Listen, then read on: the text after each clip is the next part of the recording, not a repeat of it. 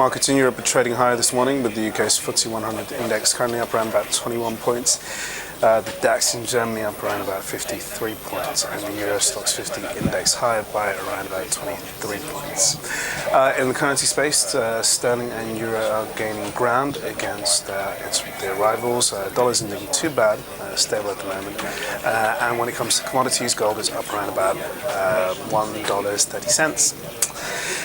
In the oil markets, both NYMEX and Brent oil are also tracking higher. Core government bonds are lower, reflecting the general appetite for risk, which we have seen across the board. And peripheral bond yields, the likes of Spanish, Italian and Portuguese, are all behaving themselves. So, good morning, I'm Ishaq Siddiqi and welcome to your Daily Market Bite. I'm going to give you guys a quick idea of what's going on in financial markets today. There's a bunch of stuff going on, so I'll try running through it as quickly as possible. Yesterday in the US, we actually had a decent session, and that was on the back of just general positive sentiment, and at the same time we also had the Fed meeting minutes from the last policy meeting, in which the Federal Reserve announced that they will start tapering quantitative easing by reducing $10 billion a month, cutting the size down to $75 billion from 85 previously. Now, in general, when the minutes came out, the overall tone was the Fed being somewhat cautious, measured about the way that they will conduct the unwinding of QE, and that was very much expected by markets. And at the same time, they committed to keeping interest rates at ultra-low records for the foreseeable future.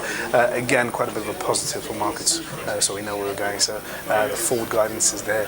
That being said, investors are looking for Janet Yellen, the next Fed chairwoman, to beef up forward guidance and maybe announce some more clearer thresholds as to when the Federal Reserve may possibly look at monetary tightening and raising their first interest rate after years. And going into the Asian session overnight, again, pretty positive but somewhat lackluster. Going into Europe this morning, we did start off lower in general, and some hesitation before the two big policy meetings by the ECB and the Bank of England. But we have picked up some ground since the start of the session. That's mainly on the back of investors feeling a bit more comfortable with what's going on in the world, and also some slight expectations that the ECB may cut the refi rate or even look at negative deposit rates. That's somewhat warranted because we've had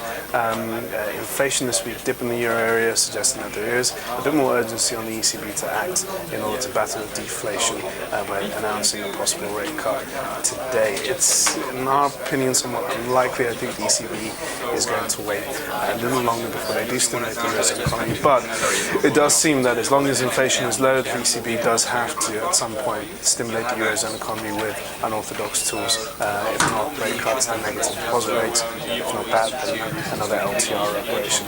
I should mention that yesterday the ADP number came out from the US, which is much better than expected, smashed the doors off. So investors are somewhat optimistic about jobs data coming out from the US tomorrow, that we've got the monthly nonfarm payrolls. Later on this afternoon, we have jobless comes out from the US. Again, a good telling indicator of general sentiment around the conditions of the labour market in the US. So in Europe, again, BOE, ECB dominating the headlines. Not much expected from both.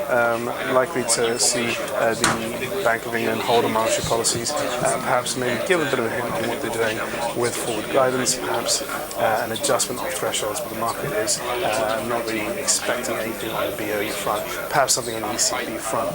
When it comes to some of the corporate news out today, UK food retailers announced their numbers, the likes of Tesco, WM Marks and Spencer's. Now, all three reported pretty dull earnings for the Christmas trading period, showing like-for-like sales have dropped across all three.